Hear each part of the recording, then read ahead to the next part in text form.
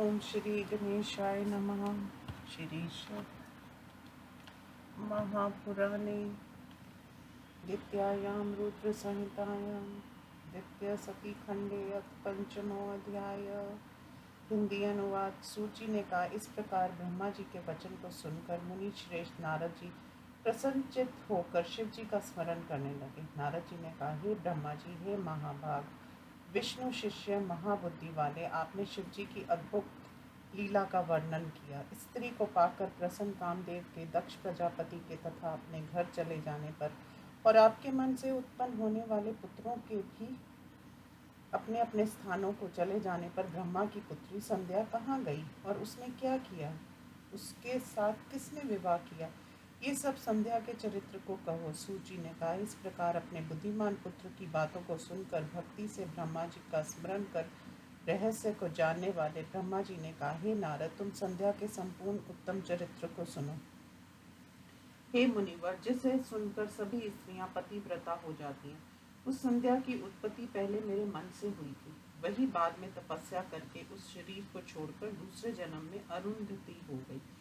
वह विदुषी मुनिवर मेधातिथि की कन्या हुई और ब्रह्मा विष्णु शिव के वचनों को स्वीकार कर तप करने लगी। उस सुंदरी ने वरदान में वशिष्ठ को पति रूप में मांगा। फिर वह सबकी पूज्य वंदनीय तथा पतिव्रता हुई। नारद जी ने कहा, उस संध्या ने कहाँ और किस लिए तप किया, कैसे उसने अपना शरीर छोड़ा और कैसे वह मेधातिथि ऋषि की कन्या हुई, किस प्रकार उसने ब्रह्मा विष्णु तथा शिव द्वारा कथित वशिष्ठ को अपना पति स्वीकार कर लिया। हे ब्रह्मा जी, सुनने की इच्छा वाले मुझसे विस्तार पूर्वक अरुंधति के चरित्र को ठीक ठीक कहिए। ब्रह्मा जी ने कहा, मैंने पहले जब अपनी कन्या संध्या को देखा तो मेरे मन में उसके प्रति काम विकार उत्पन्न हुआ और मैंने शिव जी के भय से उसे छोड़ दिया। इधर कामदेव के बाण से संध्या का और जितेंद्रिय महात्माओं का तथा ऋषियों का मन भी विचलित हो गया। उपहास युक्त शिव जी के वचन से और अपने मन को विचलित होने से ऋषियों के बीच मेरा अपमान हुआ। मुनियों को भी मोहित करने वाले कामदेव के बार बार उस भाव को देखकर संध्या अपने विवाह के लिए अत्यंत दुखी हुई। हे मुनिवर, फिर मुझ ब्रह्मा ने कामदेव को शाप दिया। उसी समय शिव जी कैलाश को चले गए और मैं अंतर्ध्यान हो गया। हे मुनि श्रेष्ठ, तब वह मेरी पुत्री संध्या क्रुद्ध होकर कुछ विचार कर ध्यान में तत्पर होगी। वह मनस्विनी संध्या कुछ समय तक पिछली घटना का ध्यान करती हुई इस समय मेरे लिए क्या उचित है सोचने लगी। संध्या ने कहा, उत्पन्न होते ही मुझे युवती देखकर कामबान से पीड़ित मेरे पिता ब्रह्मा जी मुझे पत्नी रूप में पाने की इच्छा करने लगे और ब्रह्मा जी के मन से उत्पन्न ऋषि मुनियों का भी मन मुझे देखकर काम वेग से मर्यादा रहित हो गया। इस कामदेव ने मेरा मन इन मुनियों को देखकर अत्यंत विचलित कर दिया था। इस पाप का फल कामदेव ने स्वयं पाया कि शिव जी के सामने ही ब्रह्मा जी ने शाप दिया। मैं पापिन भी इस पाप का फल अवश्य पाऊंगी। मैं भी इस पाप के नाश का साधन शीघ्र ही चाहती हूँ। जो मुझे देखकर मेरे पिता तथा भाई भी प्रत्यक्ष रूप से मुझे काम भावना से देखकर मुझे पाने की इच्छा करने लगे।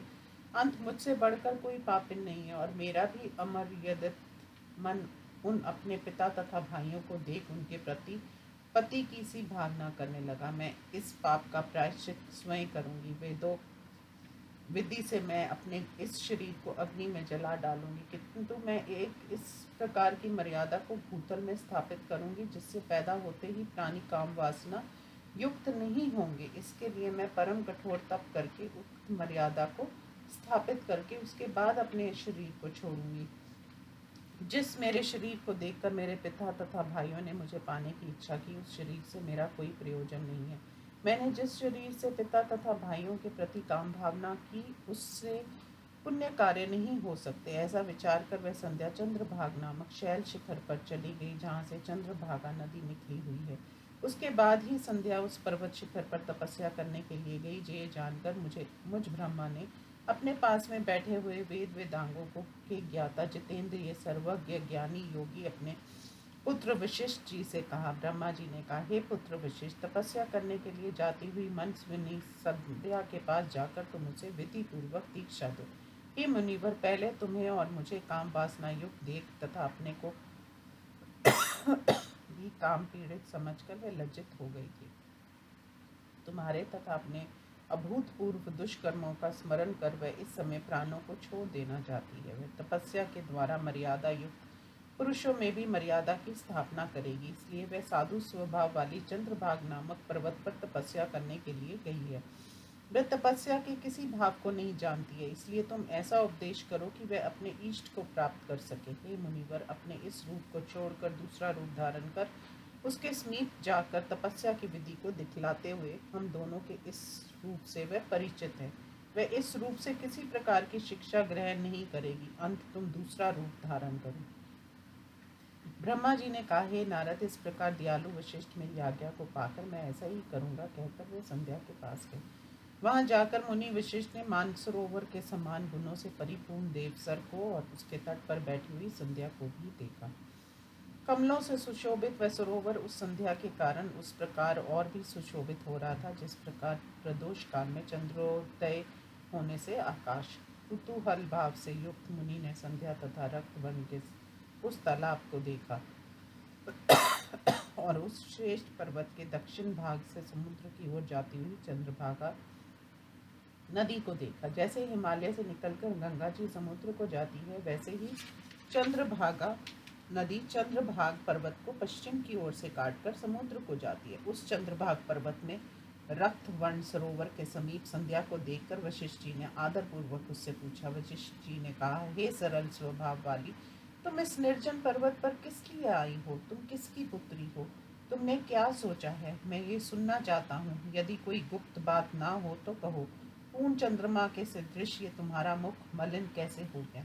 ब्रह्मा जी ने कहा, महात्मा वशिष्ठ के उस वचन को सुनकर और जलती हुई अग्नि के सदृश उस महात्मा को देखकर संध्या ने जटाधारी ब्रह्मचारी उस तपस्वी को सादर प्रणाम किया और उनसे कहने लगी। संध्या ने कहा, जिसलिए मैं इस पर्वत पर आई हूँ, हे प्रभु, वह सब आपके दर्शनों से मेरा पूर्ण हो जाएगा। मैं तपस्या करने के लिए इस निर्जन वन में आई हूँ। मैं ब्रह्मा की पुत्री हूँ। मैं संध्या नाम से प्रसिद्ध हूँ।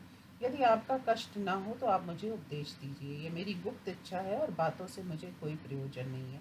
मैं तपस्या की विधि को बिना जाने इस तपोवन में आ गई हूँ। इसी चिंता से मैं सूखती जा रही हूँ और मेरा मन कांप रहा है। ब्रह्मा जी ने कहा, जब ब्रह्मा ज्ञानियों में श्रेष्ठ वशिष्ठ जी ने उसके वचन सुने, फिर उन्होंने उसे कुछ नहीं पूछा, क्योंकि उन्हें सब विधियां ज्ञात थी। मन में भक्त वत्सल ने आत्मा शिव जी का स्मरण कर तपस्या के प्रति अत्यंत तत्पर उस संध्या से कहने लगे। वशिष्ठ जी ने कहा, जो सबसे बड़ा तेज, जो सबसे बड़ा तप, जो परम और परम आराधना के योग्य शिव जी हैं, उनका मन में ध्यान करो। धर्म, अर्थ, काम, मोक्ष के जो आदि कारण हैं, जो संसार के आदि कारण हैं, उन्हीं पुरुषोत्तम का भजन करो।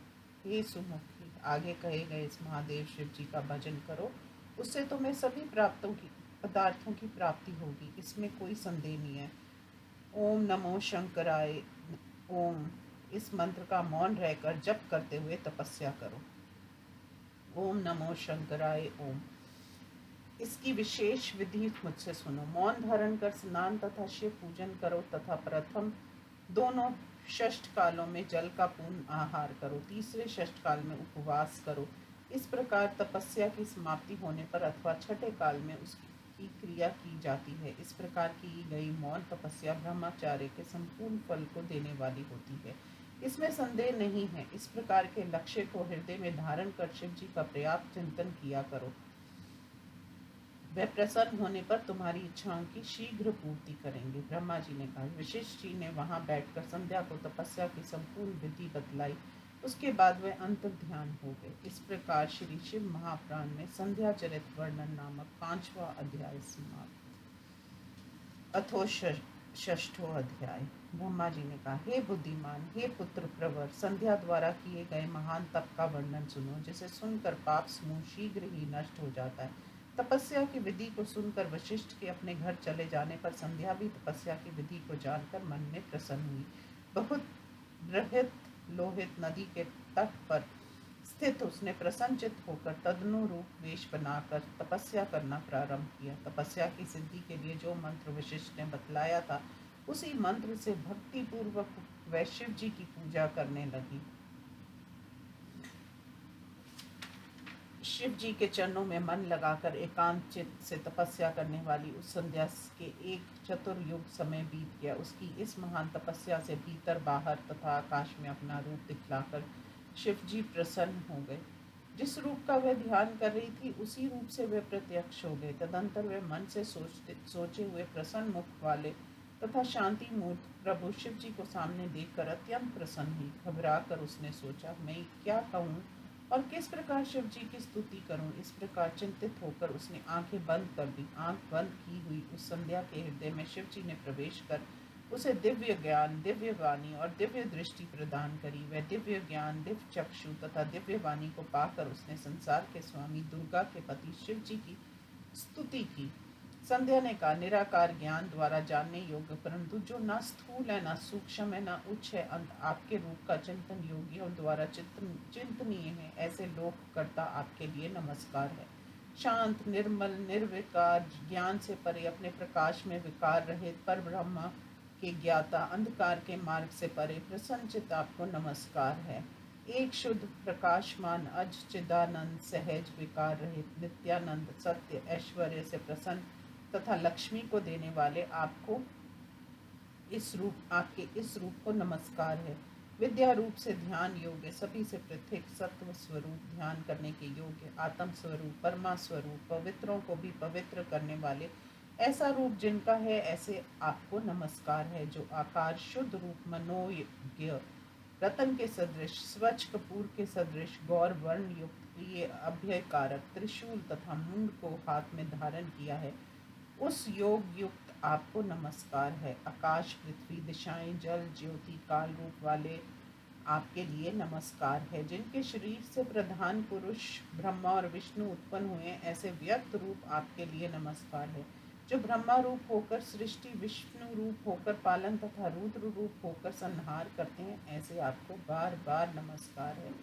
समस्त कारणों के कारण दिव्य एवं अविनाशी ज्ञान संपत्ति को देने वाले, संसार के प्राणियों को ऐश्वर्य देने वाले, प्रकाश रूप पर से भी पर आपको नमस्कार है। जिनके पैर से पृथ्वी, दिशाएं, सूर्य, चंद्रमा, कामदेव, बहिर्मुख आदि देवता तथा नाभि प्रदेश से अंतरिक्ष आदि संसार उत्पन्न हुए, ऐसे आपके लिए नमस्कार है। हे शिव जी, आप सबसे परे हैं, परमात्मा है और आप ही विविध विद्या रूप हैं। सब ब्रह्मा, पर ब्रह्मा तथा विचार चतुर भी आप ही हैं, जिसका न आदि है, न मध्य है, न अनंत है, जिससे ये संपूर्ण संसार उत्पन्न हुआ है। वाणी तथा मन से परे रहने वाले शिव जी की स्तुति मैं कैसे करूं, जिसके रूपों का ब्रह्मा आदि देवता, तपोधन, मुनिगण वर्णन नहीं कर सकते, उसके रूपों का वर्णन मैं कैसे कर सकती हूँ। आपके जिस रूप को इंद्र आदि देवता तथा असुर भी नहीं जान सकते, उनके गुणों को मैं स्त्री कैसे जान सकती हूँ। हे महेशान, हे तपोमय, आपको नमस्कार है। हे देवेश, हे शिव,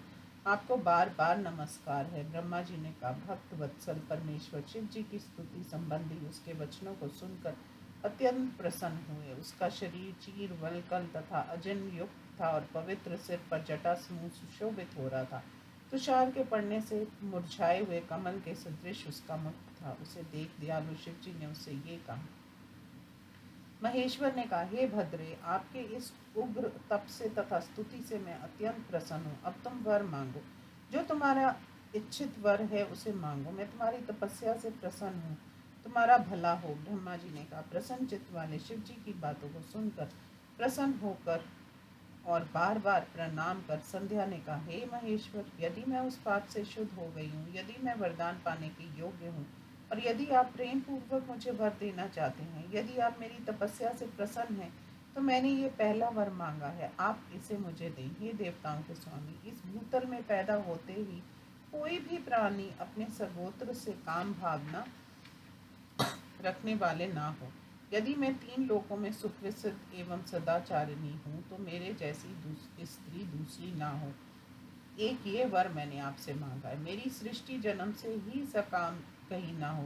हे नाथ, मेरे जो पति हों वे सदैव मेरे साथ मित्रता का व्यवहार करें। मेरे पति के अतिरिक्त जो पुरुष मुझे सकाम दृष्टि से देखेगा, उसका पुरुषार्थ नाश होकर वह नपुंसक हो जाएगा। ब्रह्मा जी ने कहा, प्रसन्न आत्मा भक्त वत्सल शिव जी इस प्रकार उस पुण्य आत्मा के वचनों को सुनकर और उसके वचनों से प्रेरित होकर उससे बोले। शिव जी ने कहा, हे संध्या देवी, सुनो, तपस्या करने के कारण तुम्हारा पाप भस्म हो गया है, तुम शुद्ध हो गई हो। मेरा क्रोध तुम पर नहीं है। हे सुंदरी संध्या, तुमने जो जो वर मांगा, तुम्हारी तपस्या से प्रसन्न होकर वह मैंने प्रसन्न होकर तुम्हें दे दिया। पहले शैशव, दूसरी कौमार, तीसरी युवा और चौथी वृद्धावस्था होगी। तीसरी अवस्था को पाकर भी अथवा दूसरी अवस्था के अंत में कहीं कहीं शरीरधारी सकाम होंगे। तुम्हारी तपस्या से मैंने संसार में इस मर्यादा को स्थापित कर दिया है। अब से कोई शरीरधारी पैदा होते ही सकाम नहीं होगा। तुम भी संसार में उस प्रकार सती कही जाओगी जैसे तीनों लोकों में नहीं होगी। तुम्हारे पति के अतिरिक्त जो कोई तुम्हें सकाम भाव से देखेगा वह नपुंसक होकर शरीर से दुर्बल हो जाएगा। तुम्हारे पति महोदय तपस्वी और सुंदर रूप वाले होंगे। वे तुम्हारे साथ साथ कल्पांत तक जीवित रहेंगे। इस प्रकार तुमने मुझसे जो वर मांगे वह सब मैंने तुझे दे दिए। इसके अतिरिक्त मैं तुम्हारे पूर्व जन्म की बातें कहूँगा। तुम्हारा अग्नि में शरीर त्याग करना पहला से ही सुनिश्चित है। उसका उपाय मैं तुमसे कहता हूँ, उसे तुम निश्चित रूप से कर डालो। मेघातिथि नामक ऋषि के द्वार 10 वर्षीय यज्ञ की अखंड प्रज्वलित अग्नि में शीघ्र जाकर तुम आत्म समर्पण करो। इस पहाड़ की निचली भूमि पर बहती हुई चंद्रभागा नदी के तट पर स्थित तपोभूमि में मेघातिथि ऋषि यज्ञ कर रहे हैं। तुम वहां निश्चिंत होकर जाओ। मेरी कृपा से वहां कोई मुनि तुम्हें नहीं देखेगा। तो अग्नि में प्रवेश कर जाना। उसके बाद तुम मेघातिथि की पुत्री होगी। तुम जिस किसी वर को चाहते हो उसे अपने मन में रखकर अग्नि में प्रवेश कर जाना। हे संध्या, जब तुम 4 युगों तक कठिन तप करोगी उसके बाद सत्य युग की बीतने पर तुम त्रेता युग के पहले भाग में दक्ष प्रजापति की कन्याओं में उत्पन्न होगी और शील संपन्न होकर ब्याही जाओगी। उनमें से उन्होंने 27 कन्याओं का विवाह चंद्रमा के साथ कर दिया। चंद्रमा उन सबको छोड़कर केवल रोहिणी से ही प्रेम करने लगा। तब क्रोधी दक्ष प्रजापति ने चंद्रमा को शाप दे दिया। तब सभी देवता आपके पास आए। हे संध्या, तुमने उन देवताओं को ब्रह्मा जी के साथ नहीं देखा। मुझे मन में रखकर आकाश की ओर देखकर पुनः उन्हें देखोगी। चंद्रमा को शाप से छुड़ाने के लिए ब्रह्मा जी ने वहां चंद्रभागा नदी की सृष्टि की। उसी समय मेघातिथि ऋषि वहां उपस्थित हुए। इनके समान कोई तपस्वी ना हुआ और ना होगा जिन्होंने महान विधि से ज्योतिषोम यज्ञ प्रारंभ किया है। वहां अलग आग जली है, उसी से में तुम अपना शरीर छोड़ दो। इस समय तुम अत्यंत पवित्र हो, तुम्हारी प्रतिज्ञा पूरी हो। हे तपस्विनी, ये स्थान तुम्हारी कार्य सिद्धि के लिए मैंने स्थापित किया था। हे महाभाग वाली, तुम महामुनि के यज्ञ में जाकर अपना कार्य सिद्ध करो। इस प्रकार उसका हित करके देवेश ने वहीं अंतर ध्यान हो गए। इस प्रकार श्री शिव महापुराण में संध्या चरित्र वर्णन नामक 6वां अध्याय समाप्त। ओम नमः शिवाय।